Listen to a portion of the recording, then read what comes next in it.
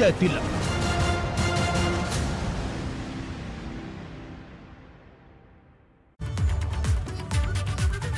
नमस्कार, आप देख रहे हैं एबीपी गंगा। मैं हूं स्नेहलता और चलिए प्रदेश 360 की शुरुआत करते हैं इस वक्त की बड़ी खबर के साथ, जहां बीएसपी ने 8 उम्मीदवारों का ऐलान कर दिया है। फिरोजाबाद से साजिया हसन को टिकट मिला है। सिरसागंज से पंकज मिश्रा उम्मीदवार बने हैं। अमृतपुर से अमित कुमार सिंह को टिकट मिला है और भोजपुर से आलोक वर्मा बसपा के प्रत्याशी होंगे। बिधुना से गौरव सिंह बसपा के टिकट पर प्रत्याशी हैं और भोगिनीपुर से जुनैद खान को बनाया गया है बसपा उम्मीदवार।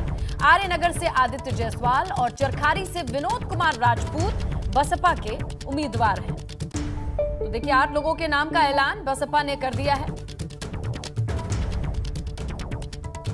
कुछ उम्मीदवारों के नाम बदलने की भी खबर है, जहां 8 नामों का ऐलान कर चुकी है बीएसपी। सिरसागंज से पंकज मिश्रा को उम्मीदवार बनाया गया है। बड़ी खबर है, यूपी विधान परिषद के चुनाव के लिए अधिसूचना जारी कर दी गई है। 36 सीटों के लिए जारी हुई है अधिसूचना। 2 चरणों में यूपी विधान परिषद के चुनाव होने हैं। 3 मार्च और 7 मार्च को मतदान होगा। 12 मार्च को वोटों की गिनती की जाएगी। तो देखिए, इस वक्त बड़ी खबर, 36 सीटों के लिए अधिसूचना जारी की जा चुकी है। 2 चरण में यूपी विधान परिषद के चुनाव होने हैं।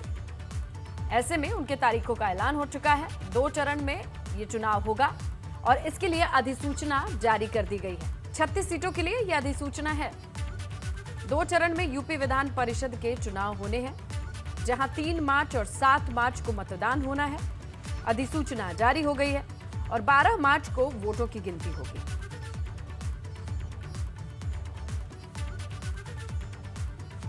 मेरठ से अखिलेश यादव के समर्थकों से मारपीट की खबर मिल रही है, जहां समर्थकों और सुरक्षा कर्मी के बीच धक्का मुक्की हुई है। अखिलेश यादव मेरठ पहुंचे थे, जयंत चौधरी भी साथ में थे और इसी में बताया जा रहा है कि समर्थकों और सुरक्षा कर्मी के बीच धक्का मुक्की हो गई। तो मेरठ में अखिलेश यादव और जयंत चौधरी की प्रेस कॉन्फ्रेंस थी साझा। चुनाव प्रचार का कार्यक्रम था, लेकिन इसी बीच खबर यह है कि जो समर्थक थे उनकी सुरक्षा कर्मियों से कहा सुनी हुई है, धक्का मुक्की हुई है। तो मेरठ से ये खबर है, जहां अखिलेश यादव के समर्थकों से मारपीट की खबर मिल रही है। सुरक्षा कर्मियों से ये धक्का मुक्की हुई है, मारपीट हुई है। अखिलेश यादव, जयंत चौधरी दोनों मेरठ में मौजूद थे। साझा प्रेस कॉन्फ्रेंस की चुनाव प्रचार का कार्यक्रम था, लेकिन बताया जा रहा है जिस वेन्यू पे ये कार्यक्रम था वहीं पर समर्थकों और सुरक्षा कर्मियों के बीच थोड़ी नोकझोंक हुई है और ये नोकझोंक बढ़कर के हाथापाई तक आई है, ये खबर मिल रही है। समर्थक थे, सुरक्षा कर्मी थे, किसी बात को लेकर धक्का मुक्की। और ये देखिए तस्वीरें आई, एक्सक्लूसिव तस्वीरें देखिए आप। अखिलेश यादव को आगे निकलता देख रहे हैं आप, लेकिन इसके बाद क्या, ये देखिए लगातार शख्स पे थप्पड़ बरसाए जा रहे हैं। तो ये सुरक्षा कर्मी और समर्थकों के बीच अखिलेश यादव हाथ जोड़ते हुए बाहर निकले, लेकिन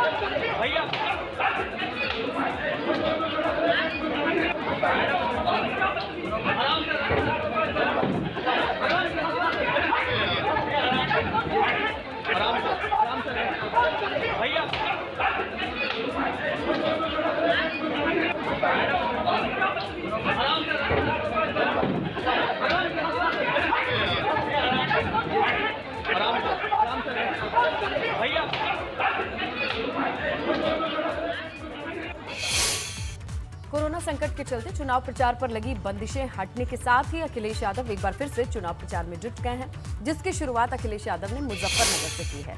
अपने गठबंधन के सहयोगी आरएलडी अध्यक्ष जयंत चौधरी के साथ अखिलेश ने विजय रथ यात्रा निकाली। मुजफ्फरनगर में विधानसभा चुनाव से पहले चरण का चुनाव होना है, ये जानते हैं हम। और इस यात्रा के दौरान एबीपी गंगा संवाददाता शक्ति सिंह से अखिलेश और जयंत की एक्सक्लूसिव बातचीत भी हुई है। हम इस समय मौजूद हैं उस रथ में जिस रथ को अखिलेश यादव जी लेकर चले थे और आज पश्चिमी उत्तर प्रदेश में पहुंचे हैं। पश्चिमी उत्तर प्रदेश में मुजफ्फरनगर पहुंचे हैं, जहां पर जयंत चौधरी इनके साथ हैं। वे अखिलेश यादव जी मुलायम सिंह जी के पुत्र हैं, जिन्हें धरती पुत्र कहा जाता है। वहीं अगर जयंत चौधरी जी की बात की जाए तो जयंत चौधरी जी किसानों के मसीहा, यानी कि इनके दादाजी किसानों के मसीहा। तो दोनों एक बार फिर निकले। सर, क्या ये जोड़ी एक बार फिर नंबर 1 बनेगी? ये समाजवादी पार्टी और आरएलडी का गठबंधन परिवर्तन ला रहा है और किसानों के सम्मान के लिए, किसानों के हक के लिए दोनों मिलकर के आगे आए हैं। नकारात्मक राजनीति खत्म हो, जो समाज में बंटवारा करते हैं वो खत्म हो। एक बार पुनः जो गंगा जमुनी संस्कृति है, जो एक दूसरे के साथ रह करके जो लगातार यहाँ के क्षेत्र के लोगों ने यहाँ खुशहाल बनाया, एक बार फिर उसी दिशा में हम दोनों मिलकर के चले। सर, जो आपने संकल्प पत्र दिया है, क्या एक बार जनता को ये बता दीजिए कि आप उस संकल्प पत्र में जो जो बातें लिखी हैं क्या वो पूरी होंगी? क्योंकि हमेशा संकल्प पत्र देखे हैं जनता ने, जनता एक बार जानना चाहती है। सर देखिए, समाजवादी पार्टी ने जब भी अपना घोषणा पत्र और संकल्प पत्र दिया होगा और जनता का भरोसा अगर मिला है तो उसको पूरा किया है। सबसे पहले मैं ये कह सकता हूँ कि पुरानी पेंशन बहाल होगी। जो फाइनेंशियल एक्सपर्ट्स हैं, जो वित्त विभाग की जानकारी रखते हैं, उनसे राय ली है, आने वाले समय में ये किया जाएगा। इसके साथ साथ बिजली 300 यूनिट घरेलू मुफ्त होगी। सिंचाई के लिए पहले भी सिंचाई मुफ्त थी, इस बार भी सिंचाई को मुफ्त करने का काम समाज सरकार में होगा। पहले भी लैपटॉप बांटा था, इस बार भी बटेगा। गरीब माताएं बहनों को पेंशन मिली थी, पुनः एक बार फिर पेंशन योजना उनके लिए शुरू की जाएगी। एक सवाल और, क्योंकि प्रेस कॉन्फ्रेंस में हम भी मौजूद थे और आपने कहा कि बीजेपी वाले कोरोना बांट रहे हैं, तो सर वो कोरोना कैसे बांट रहे हैं? एक सवाल छोटा सा। नहीं, जहाँ तक हम लोग नियम का पालन कर रहे हैं, वहीं भारतीय जनता पार्टी का अभी 2 दिन पहले जो कार्यक्रम देखे हैं, उसमें जिस तरीके से बिना मास्क लेकर के हम लोग तो लगातार पालन कर रहे हैं। और आज क्योंकि आपसे बातचीत हो रही इसलिए मास्क नहीं है, नहीं तो किसी भी फ्रंट कॉन्स में किसी कार्य में कोशिश करते कि मास्क लेकर करके जाएं। लेकिन बीजेपी के लोग जो पर्चे बांट रहे हैं, वो सुनने में आया है कि पहले उसको चाट रहे हैं और फिर पर्चे बांट रहे हैं। कहीं ना कहीं सर, अगर नाम बताना चाहे तो नाम भी बता दीजिए। नाम बताने की जरूरत नहीं है, आप सब लोग जानते हैं किन लोगों ने पर्चे को पहले उसमें मुंह से लगाया, उसके बाद पर्चा बांटा। धन्यवाद। अब 2 सवाल जयंत चौधरी जी से भी कर लेते हैं। जयंत चौधरी जी, पश्चिमी उत्तर प्रदेश में आपकी पार्टी का एक बड़ा रसूख है और पहले से रहा है, और एक बार फिर अब आप मैदान में हैं। आपके दादाजी ने शुरुआत की, फिर पिताजी ने, और अब आप।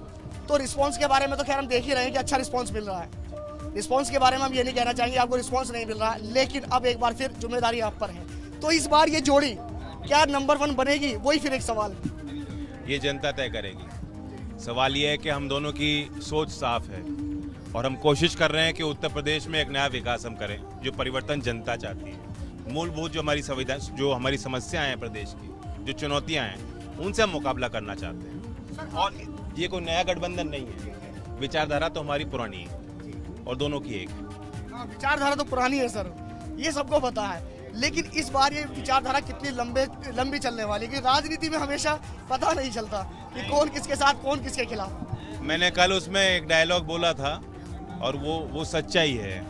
मैं ऐसे पलटने वाला नहीं हूँ, सोच समझ के और लंबे दौर। मैं चवन्नी नहीं हूँ कि पलट जाऊँ, जो आपने कहा था। जी, तो देखिए, ये जयंत चौधरी और अखिलेश जी की जो जोड़ी है, ये जोड़ी अब नंबर 1 बनने जा रही है, ऐसा कहना। और वहीं दूसरी तरफ हम दिखाएं पब्लिक की, तो जो जनता है, जो जनता आप देख सकते हैं कि इस रथ के आगे जो जनता है वो उमड़ पड़ी है। जैसे ही पता चला कि अखिलेश यादव, यानी कि अखिलेश यादव अपना रथ लेकर, और साथ में जयंत चौधरी अपना रथ लेकर निकले हैं मुजफ्फरनगर से मेरठ के लिए, तो आप देख सकते हैं तस्वीरों में, बताने की हमें जरूरत नहीं कि किस तरह से यहाँ पर जो भीड़ है वो भीड़ देखने के लिए उमड़ पड़ी है।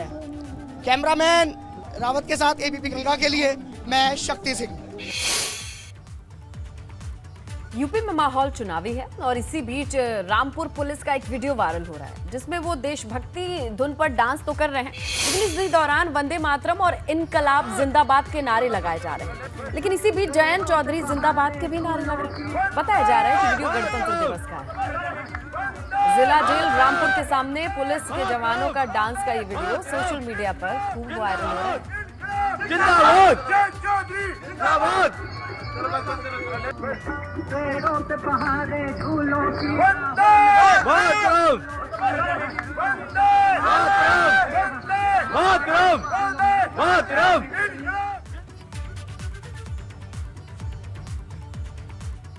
आगे बढ़ते हैं और आपको बताएं कि मुजफ्फरनगर में आज अखिलेश यादव, जयंत चौधरी ने साझा प्रेस कॉन्फ्रेंस की। इस दौरान रालोद अध्यक्ष जयंत चौधरी ने कहा कि सरकारी कर्मचारियों में सरकार के प्रति रोष है और ये सभी सपा रालोद गठबंधन की ओर उम्मीद से देख रहे हैं। मैं आपको एक व्यवस्था से संबंधित बात बताना चाह रहा हूँ और मैं आपको बताना चाहता हूँ कि कर्मचारियों में बहुत भारी रोष है, नाराजगियां हैं सरकार से और उम्मीद के साथ गठबंधन की तरफ वो देख रहे हैं। ओपीएस की बात अखिलेश जी ने कही है, कई वादे हमने किए। आज स्थिति यह है कि पोस्टल बैलेट की व्यवस्था में अधिकारी उनके वोटर आई कार्ड मंगवा रहे हैं।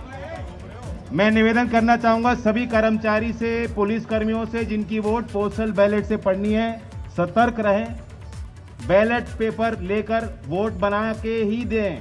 अपने वोटर कार्ड को अधिकारी भी मांगे, उसको ऐसे ना दें। समाजवादी पार्टी के जहां 22 में जीत की स्क्रिप्ट लिखने की कोशिश है, तो वहीं एक पूर्व विधायक अनूप सांडा अपनी दूसरी बीवी के बाउंसर से परेशान है, जिन पर एक महिला ने ऐसे संगीन आरोप लगाए हैं कि सियासत गर्म है। हालांकि पूर्व विधायक अपने ऊपर लगे आरोपों को राजनीतिक साजिश बता रहे हैं। कैसे, देखिए रिपोर्ट।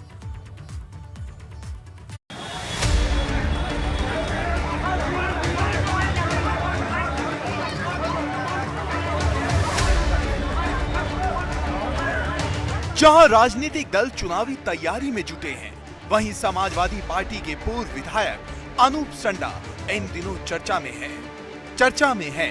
चर्चा अनूप पर लगे आरोपों को लेकर है, जो खुद को अनूप की दूसरी पत्नी बताने वाली महिला ने लगाए हैं। विधायक अनूप सांडा जी, महिला सम्मान का एक प्रोग्राम चल रहा था और मैं उनके साथ रिलेशन में रही 16 साल, और सुप्रीम कोर्ट के हिसाब से 15 साल 16 साल कोई किसी के साथ लिविंग रिलेशन में रहता है तो 10 साल के बाद उसकी पत्नी कहलाया जाना लगता है। तो मैं उनकी दूसरी पत्नी भी हूँ। महिला सम्मान के दिन विधायक जी ने पूरी तरीके से अपना सम्मान दिखाया है, मुझे पिटवा के लड़कियों को। इस विवाद में अनूप के पेट्रोल पंप का एक वीडियो भी वायरल हो रहा है। ये वीडियो पिछले साल 8 सितंबर का बताया जा रहा है। इस वीडियो में खुद को अनूप की दूसरी पत्नी बताने वाली महिला और दूसरी महिलाओं के बीच लड़ाई हो रही है। दरअसल जब ये वाकया हुआ तब वहां कई लोगों ने इस घटना को अपने कैमरे पर कैद कर लिया, लेकिन दावा है जब ये सब हो रहा था तब अनूप अपने पेट्रोल पंप पर मौजूद थे, लेकिन बाहर नहीं आए। हालांकि खुद पर लगे इन आरोपों को अनूप राजनीतिक साजिश बता रहे हैं। देखिए, लगातार पिछले 10 वर्षों से मेरी राजनीतिक लोकप्रियता और मेरे जनाधार को खंडित करने के लिए मेरे खिलाफ राजनीतिक साजिशें चल रही हैं और जो घटनाक्रम है वो उन्हीं राजनीतिक साजिशों का एक अंग है और मुझे पूरा जनता के न्याय पर और भारत की कानून व्यवस्था पर और भारत के न्याय पर विश्वास है। वहीं पुलिस सीसीटीवी कैमरे की मदद से इस मामले की परत दर परत जांच का दावा कर रही है, लेकिन सवाल बड़ा है, क्या जो आरोप सपा के पूर्व विधायक पर लगे उनमें दम है या फिर ये सच में राजनीतिक साजिश है? ऐसे तमाम सवाल हैं जिनका पता पुलिस की जांच के बाद ही चलेगा। Bureau report, ABP Ganga. Ayodhya seat से भारतीय जनता पार्टी ने वेद गुप्ता को प्रत्याशी घोषित किया है। वेद गुप्ता को दूसरी बार पार्टी ने टिकट दिया है। 2017 में भी भाजपा ने उनको अयोध्या से टिकट दिया था। टिकट मिलने की घोषणा के बाद सबसे पहले वेद गुप्ता हनुमानगढ़ी पहुंचे। राम जन्मभूमि ट्रस्ट के अध्यक्ष नृत्य गोपाल से आशीर्वाद लिया। उत्तर प्रदेश में विजय तिलक की जंग शुरू हो गई है और अयोध्या जो सबसे हॉट सीट है वहां से वेद गुप्ता जी एक बार फिर से कंटेस्ट करेंगे। विधायक जी, बहुत शुभकामनाएं, बहुत आपको फिर से एक बार टिकट मिला है, एक बार फिर से चुनाव मैदान में। सबसे हॉट सीट है, कितनी बड़ी चुनौती? 5 वर्षों का मेरा रिपोर्ट कार्ड है, मेरा कार्य है। वो माननीय योगी आदित्यनाथ जी के नेतृत्व में अयोध्या ने जिस प्रकार से विश्व स्तरीय पहचान बनाने की दिशा में अग्रसर हुई है अयोध्या, और वो सांस्कृतिक, धार्मिक और पौराणिक महत्व के साथ साथ पर्यटन के रूप में अयोध्या का विकास हो रहा है, पर्यटन नगरी के रूप में। और मुझे अवसर पुनः मिला है, पुनः अयोध्या को विश्व स्तरीय नगरी बनाने में योगदान होगा। अपने नेताओं के साथ हम काम करेंगे और अयोध्या विश्व पटल पर चमके, ये माननीय मोदी जी की, माननीय योगी जी की और सब योगदान।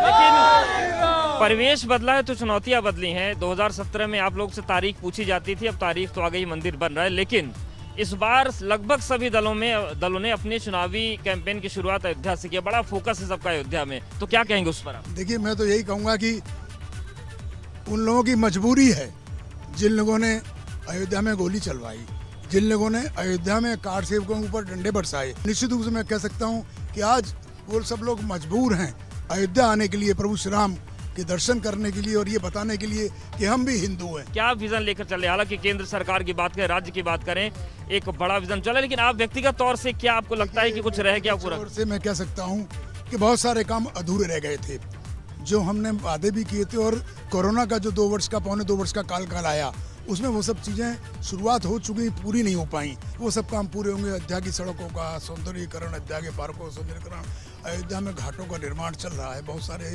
अभी घाटों के काम रहे हैं, तो वो सब पूरे होंगे।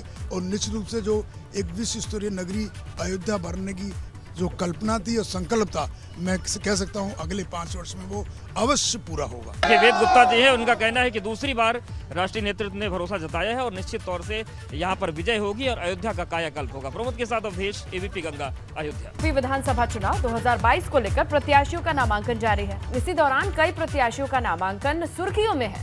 ये 2 अलग अलग तस्वीरें देखिए, नामांकन की ही है। पहली तस्वीर अमरोहा की है। आजाद समाज पार्टी के प्रत्याशी शिव कुमार अपने हाथ में संविधान लेकर नामांकन करने पहुंच गए।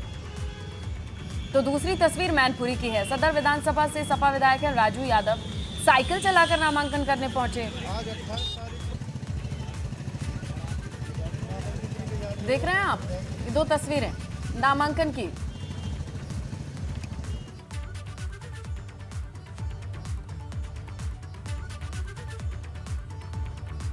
इधर पीलीभीत के चिड़ियादाह गांव में एक अनोखी साइकिल चर्चा का विषय बनी हुई है। 20 दिन की कड़ी मेहनत करके अता हुसैन नाम के एक शख्स ने 6 फीट लंबी साइकिल बना डाली है।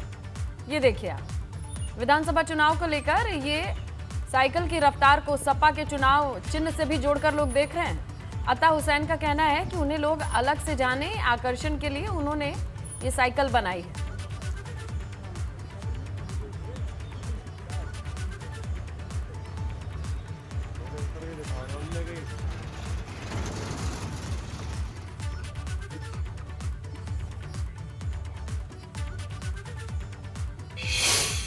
अब बात करते हैं आज के कूच सवाल की। पहले चरण के चुनाव से पहले पश्चिमी यूपी में भाजपा ने अपना चुनाव प्रचार के लिए पूरा दमखम लगा रखा है। इसी पर आज का हमारा कूच सवाल है, पश्चिमी यूपी की चुनावी जंग में दिग्गज नेताओं का प्रचार कितना असरदार?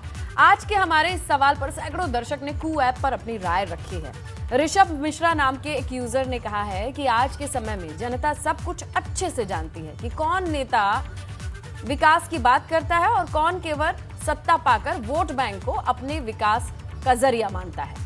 इसी का अवसर इस चुनाव पर भारी पड़ने वाला है।